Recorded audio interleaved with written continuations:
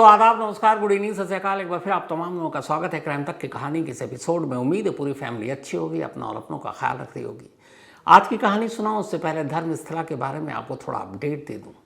धर्मस्थला में एक बार फिर से खुदाई का काम शुरू हो गया है। एसआईटी की मांग पर कर्नाटक सरकार ने जो ग्राउंड पेनिट्रेशन रेडार यानी जीपीआर मशीन है वो भी उन्हें मुहैया करा दिया है।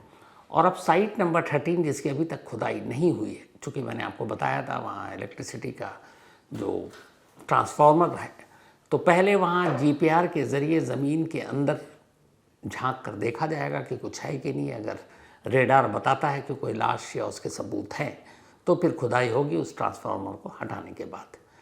बाकी कुछ नए गवाह हैं और उन गवाहों की निशानदेही पर भी 2 जगह पर खुदाई हो रही है।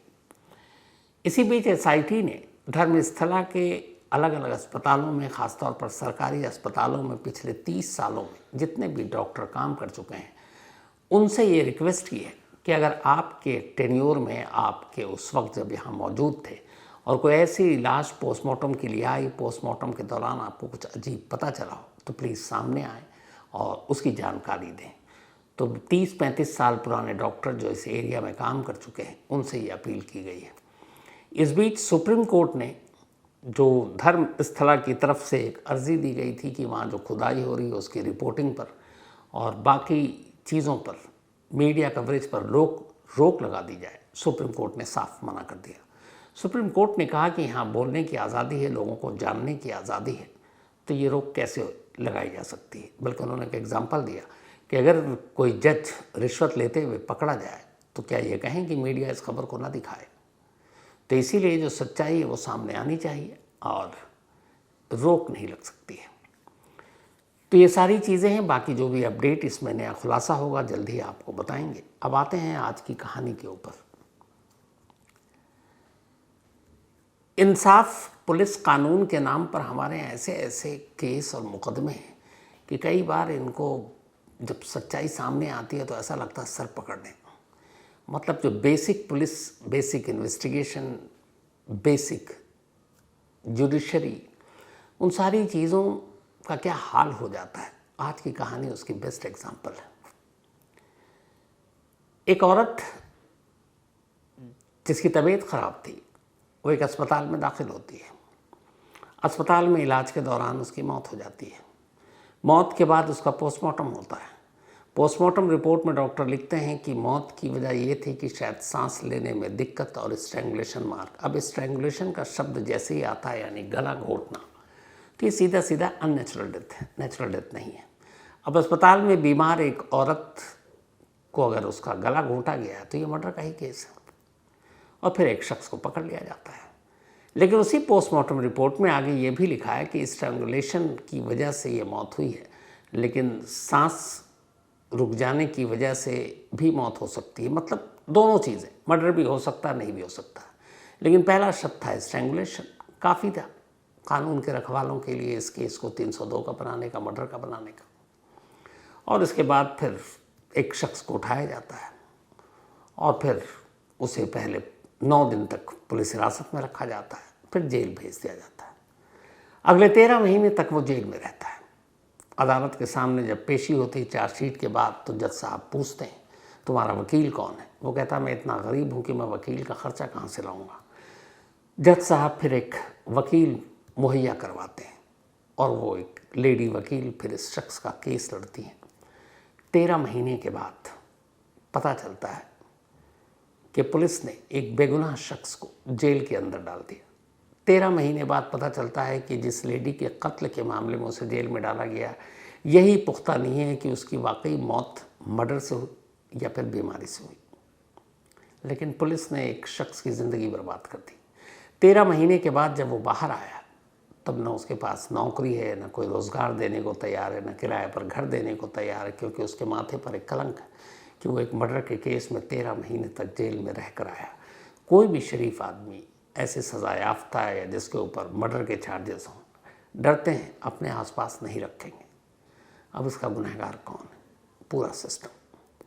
ये कहानी है राजेश विश्वकर्मा की और ये कहानी है भोपाल की।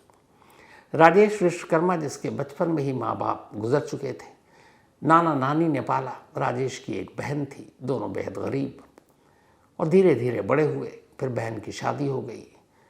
ये दोनों विदिशा के रहने वाले थे, मध्य प्रदेश के। फिर बहन की शादी हुई, बहन ब्याह कर भोपाल पहुंच गई। पीछे पीछे भाई राजेश भी आ गया। अब भोपाल शहर में ही अपना काम करने लगा। ज़िंदगी ठीक ठाक चल रही थी। एक किराए का कमरा ले लिया और अपना किराया देता, और उसका गुजर बसर सब कुछ ठीक था। राजेश के बराबर में उसका एक पड़ोसी रहता था जिसके साथ उसकी दोस्ती थी, और ये अक्सर साथ काम पर जाया करते। तो जब दोस्ती थी तो आने जाने में, और घर बराबर में, तो हाय हेलो दुआ सलाम सब कुछ होता। ये एक कहानी है 2024 की, 2024, 16 जून की तारीख थी। 16 जून को हर रोज़ की तरह राजेश सुबह घर से निकलता है काम पर जाने के लिए। लेकिन जैसे ही वो घर से निकलता है, पड़ोस में उसे के उसी दोस्त की पत्नी देखा कि वो दरवाजे के बाहर पेट पकड़ कर आ रही है।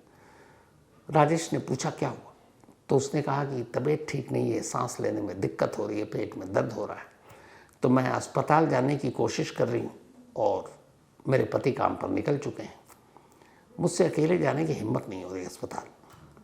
राजेश ने कहा कोई बात नहीं, मैं आपकी मदद करता हूँ। और ये सिर्फ एक इंसानियत के लिए जो उसने हाथ बढ़ाया, यही उसके लिए मुसीबत हो गया। उसके बाद उसने अपने दोस्त की पत्नी को अपने साथ अस्पताल ले गया। पास में ही सरकारी अस्पताल था। वहाँ ले जाने के बाद पहले डॉक्टरों ने देखा, कुछ इंजेक्शन लगाया, थोड़ी उसकी हालत ठीक हुई। इधर राजेश को काम पर भी जाना है। उसने देखा अब हालत सुधरी। उसने पूछा वो आप कैसा फील कर रही हो? उसने कहा आप ठीक हो। तो उसने कहा मैं घर छोड़ दूँ? उसने कहा नहीं, मैं खुद चली जाऊँगी, तुम जाओ काम पर। और राजेश उसको अस्पताल में ही छोड़कर वहाँ से अपने काम पर चला गया। काम पर जाने के बाद देर रात जब वो घर आया तो अचानक करीब 12 बजे घर पर दस्तक हुई। दरवाज़ा खोला तो पुलिस वाले थे। उन्होंने पूछा कि तुम पड़ोस में रहने वाली आशा को जानते हो? उसने कहा हाँ, मेरे दोस्त की वाइफ है, और आज ही मैं अस्पताल लेकर गया। उसने कहा क्या हुआ? उसने कहा अस्पताल में उसकी मौत हो गई है, तुमसे कुछ पूछताछ करनी है। अब उसने पूछताछ की। उसने बताया सुबह बीमार थी, मैं उसको लेकर गया, अस्पताल तक छोड़ा, लास्ट अस्पताल में ही मुलाकात हुई, और फिर मैं काम पर चला गया। पुलिस वालों ने कहा ठीक है, ज़रूरत होगी तो अगली बार भी पूछताछ करेंगे, और चले गए। नेक्स्ट डे इत्तेफाक की बात है कि राजेश को विदिशा जाना था। उसके परिवार में एक पूजा रखा गया था, तो बड़े पैमाने पर था। वो वहाँ से निकल गया भोपाल से, और वो वहाँ अभी विदिशा में ही था कि तभी देर रात जिस मेहमान के घर पर था उनके घर पर दस्तक हुई। दरवाज़ा खोला तो सामने कई पुलिस वाले। उन्होंने कहा हम भोपाल से हैं, भोपाल पुलिस से हैं, राजेश विश्वकर्मा से मिलना है। राजेश आया। उन्होंने कहा तुम्हें हमारे साथ भोपाल चलना होगा। राजेश चला गया। वहाँ जाने के बाद अब पुलिस वालों ने कहा कि आशा की मौत अस्पताल में बीमारी से नहीं हुई, बल्कि उसका कत्ल किया गया, उसका गला घोंटा गया है, और आखिरी शख्स तुम थे जो उसको अस्पताल लेकर गए, तो तुमने ही उसका कत्ल किया है। अब राजेश के पैरों तले ज़मीन खिसक गई। उसने कहा कि मैंने तो उसकी मदद की इंसानियत के नाते, वो दर्द से करा रही थी, मैंने उसको अस्पताल तक छोड़ा, फिर चला गया। आप चाहें तो मेरे बयान की तस्दीक कर लें। पर पुलिस वालों ने कहा नहीं, तुम ही कातिल हो। वो गिड़गिड़ाता रहा, बोलता रहा, किसी से मिलने नहीं दिया, ना परिवार से। एक ही बहन थी, बहन को भी पता नहीं। कोर्ट में पेश कर दिया आशा यादव के मर्डर केस में। कोर्ट ने भी पुलिस हिरासत दे दी। 9 दिन की पुलिस कस्टडी खत्म हुई तो जुडिशल कस्टडी में उसे भोपाल जेल भेज दिया गया। अब वो जेल में इधर अपना पुलिस तफ्तीश कर रही है। 90 दिन बीत गए, चार्जशीट दाखिल हो गई। जब चार्जशीट दाखिल हुई, इधर बहन को भी पता नहीं। अब बहन देख रही है कि भाई से मुलाकात नहीं हो रही। वो पड़ोस में मोहल्ले में पहुंची तो लोगों ने बताया यहाँ पुलिस आई थी। वो लोकल पुलिस गई, तब उन्होंने बताया कि तुम्हारे भाई ने एक मर्डर किया, वो जेल में। फिर वो जेल पहुंची। पहली बार महीने भर बाद उसे पता चला कि उसका भाई तो महीने भर से जेल में है। वहाँ उसने उससे पूछा, उसने सारी कहानी बताई। उसने कहा ठीक है, मैं वकील करती हूँ, तुम्हें छुड़ाती हूँ। अब वो वकील और अदालत के चक्कर काट रही है। जिस वकील के पास जाती, कोई 1 लाख, 1.5 लाख, 1.25 लाख, इससे कम पैसे नहीं मांगता। गरीब लोग इतने पैसे दे कहाँ पाते। हर जगह गिड़गिड़ाती रही, लेकिन कुछ नहीं। इधर राजेश जेल के अंदर बंद। तभी अब चार्जशीट के बाद ट्रायल शुरू हुआ। पहले ही पेशी में कोर्ट ने पूछा कि तुम्हारा वकील कौन है? राजेश ने कहा कि साहब मैं गरीब आदमी हूँ, मेरी बहन गई, लेकिन कोई वकील था ही नहीं, सस्ता सब महंगे वाले। तो जज साहब ने भी कहा कोई नहीं, हम लोग कुछ ऐसे लोगों को कानूनी सलाह, कानूनी मदद देते हैं, तो अदालत तुम्हारे लिए एक वकील ढूंढेगी। और इसके बाद अदालत की तरफ से एक वकील का बंदोबस्त किया गया। रीना वर्मा ये वकील थी जो मुफ्त निशुल्क अब राजेश का केस लड़ रही थी। अब राजेश का जब केस आया उनके पास तो उन्होंने पूरे चार्जशीट को पढ़ा, सब कुछ देखा, दंग रह गए कि पुलिस भी ऐसा काम कर सकती है, मेडिकल रिपोर्ट भी ऐसी हो सकती है। फिर उन्होंने जब बारीकी से पूरे केस को स्टडी किया तो पाया कि इस देश में जब पुलिस के ऊपर सबसे ये होता है कि अगर कोई मुकदमा आता है तो अपने सर से उसको झाड़ना है और उसको ये है कि बस केस को सॉल्व करना है। फिर उसके लिए चाहे किसी की भी बलि ले लो, और गरीबों की बलि लेना इस देश में सबसे आसान काम है, क्योंकि उनके आगे पीछे है नहीं, कोई पैरवी करने वाला नहीं, कोई आवाज़ उठाने वाला नहीं, पैसे के दम पर वो कुछ कर सकते हैं। यही केस इस चीज़ का एग्जाम्पल था। जब 16 जून 2024 को आशा यादव की मौत हुई तो जो पूरी चार्जशीट थी, पोस्टमार्टम रिपोर्ट, उसको पढ़ने के बाद रीना वर्मा ने पाया कि पुलिस ने बेसिक पुलिसिंग तक नहीं की। और क्या कहने हैं उन अस्पताल और डॉक्टरों का जिन्होंने ऐसे पोस्टमार्टम रिपोर्ट तैयार की जिसका कोई मतलब और मकसद ही नहीं था। लेकिन उसी पोस्टमार्टम रिपोर्ट में, उसी चार्जशीट में खुद पुलिस वाले ऐसी ऐसी बातें लिख गए थे जो उन्हीं के मतलब झूठ का भांडा फोड़ रहे थे। जब राजेश अस्पताल लेकर गया तो उस अस्पताल में सीसीटीवी कैमरा था, लेकिन पुलिस ने एक बार भी सीसीटीवी कैमरे को खंगालने की कोशिश नहीं की कि राजेश अस्पताल कितने बजे लेकर गया, उस वक्त आशा की हालत क्या थी, और जब वो 1 घंटे बाद अस्पताल से निकला अपने बयान के मुताबिक, तब वो किस हालत में अस्पताल से निकला और अकेला था कि नहीं था। पहली चीज़। दूसरी चीज़, पुलिस ने पाया, मतलब चार्जशीट में, कि जब आशा अस्पताल गई तब वो किसी और कपड़े में थी, लेकिन जब उसका पोस्टमार्टम हुआ, पोस्टमार्टम के दौरान आपने क्या पहने हैं हर चीज़ डिटेल में लिखा होता है। तो पोस्टमार्टम के दौरान आशा ने कुछ और कपड़े पहने हुए थे जो उससे पहले नहीं पहने थे। अब घर से निकली, राजेश उसके साथ, विटनेस है, तबीयत ठीक नहीं है, तो उस वक्त वो बैग तो पैक करेगी नहीं, बस खाली निकल पड़ी थी। अब अस्पताल में उसके ये भी नहीं है कि जो अस्पताल में मरीजों को कपड़े पहनाते वो वाले थे, वही कपड़े थे जो हम लोग पहनते हैं। लेकिन जब वो कपड़े लेकर नहीं गई तो अस्पताल में जब पहुंची तो ड्रेस अलग, जब पोस्टमार्टम हो रहा है तब ड्रेस अलग। इन कपड़ों की अदला बदली के बारे में पुलिस ने कोई छानबीन नहीं की। सबसे बड़ी बात, जो अस्पताल के खुद डॉक्टरों की रिपोर्ट थी, उस रिपोर्ट के हिसाब से जब वो आई तो उसे सांस लेने में दिक्कत हो रही थी, उसे दवा दी गई, इंजेक्शन दिया गया, और ये बात है दोपहर के बाद की, जबकि राजेश उसको सुबह छोड़ कर गया था। और पुलिस ने उसके इस बयान को माना कि वो सुबह गया, लेकिन सुबह ही कत्ल कर दिया, जबकि वो जिंदा थी, शाम तक जिंदा थी। और न सिर्फ जिंदा थी बल्कि डॉक्टर उसका इलाज कर रहे थे, उसको इंजेक्शन दे रहे थे, उसको दवा दे रहे थे। तो अगर राजेश ने उसका गला घोटा और कत्ल करके चला गया तो क्या अस्पताल एक मुर्दे का इलाज कर रहा था, एक लाश को इंजेक्शन दे रहा था, एक लाश को दवा दे रहा था? इस बारे में कोई जांच नहीं हुई। तो इन सारी चीज़ों की अनदेखी की गई। अब रीना वर्मा ने इस केस की फाइल को पढ़ा, पढ़ने के बाद अब उन्होंने अदालत में इसकी पैरवी शुरू की। इतना कमज़ोर केस था कि पहले ही पेशी में पुलिस वालों को समझ में आ गया कि अब उनकी शामत आने वाली है। जो बेसिक पुलिसिंग है वो इस केस में नहीं किया गया था। यहाँ तक कि पुलिस वालों को राजेश को पकड़ने की भी ज़रूरत नहीं थी अगर वो सिर्फ एक बार उसमें जो पोस्टमार्टम रिपोर्ट है उस पर एक सेकंड ओपिनियन ले लेते, क्योंकि यहाँ पे गलती जितनी पुलिस की थी उतनी उस डॉक्टर की भी थी, जितनी इस पूरे केस को एक तरह से कंफ्यूज कर दिया। ये लाइन लिख कर कि ये एक स्ट्रैंगुलेशन का केस है, गला घोंट कर मारने का केस है, जबकि पूरे बॉडी पर उसी पोस्टमार्टम रिपोर्ट में कहीं भी एक भी इंजरी मार्क नहीं था। पोस्टमार्टम करने वाले डॉक्टरों के पास इस सवाल का भी जवाब नहीं था कि अगर गले पे स्ट्रैंगुलेशन के मार्क थे या गला घोंट कर कत्ल किया गया तो रस्सी था, दुपट्टा था, हाथ से किया गया, कुछ ना कुछ मार्क आते हैं, पर कहीं नहीं था। उनका सिर्फ ये था नहीं गला घुटने की वजह से मौत हुई। अब गला घुटने से मौत का मतलब ये होता सांसें रुक जाना, सांसों का बंद हो जाना। उन्होंने उसको ठीक से क्लियर ही नहीं किया।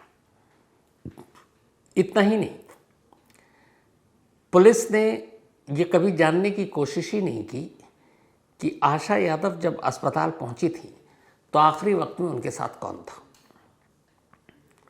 सुबह खुद बयान दे रहा है राजेश की मैं लेकर गया, वहाँ तक ठीक है, वो झूठ भी नहीं बोल रहा, और वो वहाँ से चला गया, ये भी स्टेटमेंट पर वो लास्ट तक कायम रहा 1 घंटे के अंदर। लेकिन उसके बाद आखिरी वक्त में कौन था ये कभी पुलिस पता नहीं कर पाई। इस दौरान में कोई मिलने आया ये भी पुलिस पता नहीं कर पाई, जबकि उस वक्त सीसीटीवी कैमरा लगा हुआ था और सीसीटीवी कैमरा एक्टिव था, सब कुछ देखा जा सकता था। बाद में 6 महीने के बाद या 3 महीने के बाद वो रिकॉर्ड सब इरेज हो गए। लेकिन अगर पुलिस एक सीसीटीवी कैमरा ही उठा लेती ना तो शायद एक शख्स की जो इंसानियत के नाम पर मदद करने निकला था 13 महीने तक जेल में यूं ना काटना पड़ता। लेकिन यहाँ कुछ नहीं किया। डॉक्टर से लेकर अस्पताल से लेकर पुलिस सब ने मिलकर एक सीधे साधे इंसान को कातिल का कलंक लगाकर 13 महीने जेल भेज दिया। तो जब शुरुआती दलील में ही कोर्ट के सामने ये चीज़ें रखी गई और जब जज के सामने ये बात आई कि भैया पोस्टमार्टम रिपोर्ट पर ही यकीन नहीं किया जा सकता कि मौत की वजह क्या असली, उन्होंने वेग सी रिपोर्ट लिखी, तो फिर जब रिपोर्ट पर ही डाउट क्रिएट हो गया कि ये कत्ल है या फिर बीमारी से हुई मौत, तो जहाँ ज़रा सा डाउट हो गया फिर तो आप कुछ कर ही नहीं सकते। बॉडी पर कोई निशान मिले ही नहीं थे, तो हाथापाई गला घोटने का कोई सबूत था नहीं। पति ने खुद बयान दिया आशा की कोई दुश्मनी नहीं थी किसी की, फिजिकली असॉल्ट हुआ नहीं क्योंकि पोस्टमार्टम रिपोर्ट में वो कहीं नहीं था, और आशा बीमार थी इसके बहुत सारे सबूत थे, सांस लेने में दिक्कत हो रही थी इसके भी सबूत थे। लेकिन पुलिस ने अनदेखा करके चूँकि एक शख्स ने सिर्फ इंसानियत का फ़र्ज़ निभाया, उसे अस्पताल पहुंचाया, आंख बंद करके उसको उठाया और डाल दिया, ये नहीं सोचा कि इसका क्या होगा। अदालत के इस फैसले के बाद अभी जुलाई के लास्ट वीक में राजेश विश्वकर्मा को कोर्ट ने बरी कर दिया। न सिर्फ बरी किया बल्कि ये कहा कि पहले तो ये समझ ही में नहीं आता कि ये वाकई एक मर्डर केस है कि नहीं। दूसरा, कातिल कौन है अगर ये मर्डर केस है तो इसका एक भी सबूत पुलिस के पास नहीं है, और पुलिस ने बस सिर्फ इसलिए कि आखिरी वक्त में जो देखा गया एक पुलिस का पुराना एक फंडा है कि जो लास्ट अगर कोई मकतूल किसी के साथ दिखता तो उस पर शक करो, ये सही चीज़ है। लेकिन यहाँ वो इंसानियत के नाते गया था, उसके बाद कड़ियाँ जोड़ने का काम ही नहीं किया पुलिस ने। तो इन सारी चीज़ों को देखते हुए बरी तो कर दिया, अब वो बाहर आ गया। लेकिन बाहर आया तो एक दूसरी मुसीबत बाहर इंतज़ार कर रहा है। अब उसकी जेल जाने की बात लगभग हर तरफ फैली हुई थी। जिस जगह किराए पर रह रहा था 13 महीने तक वो जेल में था, 13 महीने किराया नहीं दे पाया, 2500 रुपये पर मंथ किराया था। अब 13 महीने का जोड़कर मकान मालिक ने कहा पैसे दे दो, अब इतने पैसे उसके पास है नहीं, और उसने जो भी जमा पूंजी करके सामान ख़रीदा वो उसी घर में। मकान मालिक ने दरवाजे पे ताला लगा दिया, कहा पहले किराया दो 13 महीने का, फिर पैसे सामान ले जाना। दूसरा कोई ठिकाना नहीं है। भोपाल में उसकी एक बहन रहती है, उसी बहन के पास फ़िलहाल वो रुका हुआ है और काम की तलाश में डेली सुबह निकलता है, शाम को खाली हाथ लौट आता है। क्योंकि जैसे ही लोगों को पता चलता है, और वो छुपाता नहीं है, कहता मुझे 13 महीने एक झूठे खून के इल्ज़ाम में जेल भेजा गया था, सच्चाई किसी और से पता चले वो खुद बता देता है। तो लोग ये सुनते ही आगे की बात करने के बजाय हाथ जोड़ लेते हैं और उसे रुखसत कर देते हैं। जेल की सज़ा अलग काटी, जेल के बाहर आने के बाद अब वो उस माथे पे लगे कलंक की वजह से अलग सज़ा काट रहा है। कोई उसे नौकरी देने को तैयार नहीं है। बहन के घर फ़िलहाल है, लेकिन कब तक रहेगा उसे भी अब बुरा लगता है कि कब तक वो बहन के घर पे बोझ बनकर रहेगा। जो वकील है रीना वर्मा जी, उन्होंने कहा है कि वो हरजाना के लिए अदालत में मुकदमा लड़ेंगी, क्योंकि 13 महीने तक न सिर्फ सज़ा तो 13 ही महीने, लेकिन उसने पूरी ज़िंदगी पर उसके दाग लगा दी, इसलिए सरकार हरजाना दे। उम्मीद करता हूँ कि यह हरजाना का मुकदमा जीते, और उम्मीद ये भी करता हूँ कि कुछ अच्छे लोग सामने आए और राजेश विश्वकर्मा को फिर से एक बार नई ज़िंदगी शुरू करने का मौका मिले। और ये कानून के लिए भी एक मैसेज है कि कम से कम सिर्फ एक केस को सुलझाने के नाम पर जिस तरीके से किसी को भी उठाकर आप जेल में डाल देते हैं, उसके ऊपर तोहमत लगा देते हैं, वो एक तोहमत नहीं होती, पूरी ज़िंदगी का एक बोझ होता है उसके ऊपर, और फिर उसी बोझ के साए में उसे जीना होता है। समाज मुंह मोड़ लेता है, अपने रिश्तेदार सब पराये बन जाते हैं। तो किसी भी बेगुनाह इंसान को फंसाने से पहले उसकी पूरी ज़िंदगी के बारे में सोचना चाहिए। तो ये थी एक इंसानियत के नाम पर मदद करने निकले शख्स के साथ जो कुछ हुआ, उसकी कहानी सबक देती है ये कहानी। खैर, इस कहानी में इतना ही, लेकिन कहानी ख़त्म करूँ उससे पहले वही अपना सिलसिला। आज शीतल चौधरी इनका बर्थडे है, तो हैप्पी बर्थडे शीतल जी। और ये रोनित चौधरी जी ने भेजा, उनकी वाइफ है शीतल। निखत सिद्दीकी का भी आज जन्मदिन है, तो हैप्पी बर्थडे निखत। और ये यूसुफ सिद्दीकी साहब ने भेजा, उनकी बेटियां हैं निखत। रूपा जायसवाल, इनका भी बर्थडे है, तो हैप्पी बर्थडे रूपा। और ये सुधीर कुमार की सिस्टर है। साथ ही विजय खांद्रा, इनका भी बर्थडे है, तो हैप्पी बर्थडे विजय खांद्रा साहब। और ये भेजा है हडियाल धवल साहब ने। इसके अलावा राज रत्न मैत्री जी, इनका भी आज बर्थडे है, तो हैप्पी बर्थडे राजरत्न मैत्री जी। और ये रीता मेंडोंजा के फादर हैं। चंद्रकला ठाकुर जी, बल्कि चंद्रकाला ठाकुर जी, इनका भी जन्मदिन है, तो हैप्पी बर्थडे चंद्रकाला जी। और ये भेजा शैलेंद्र पीयूष प्रभा निशा ने। साथ ही ध्रुव का भी बर्थडे है, तो हैप्पी बर्थडे ध्रुव। और ये मार्टिना एंड सुमू मल्होत्रा, इनके बेटे हैं इन दोनों के, तो हैप्पी बर्थडे ध्रुव। हमेशा अच्छे रहो, खुश रहो। इसके साथ ही कहानी में आज इतना ही। अब आपसे मुलाकात होगी कल रात 9 बजे किसी नई कहानी के साथ। तब तक अपना और अपनों का ख्याल रखिएगा। Thank you very much.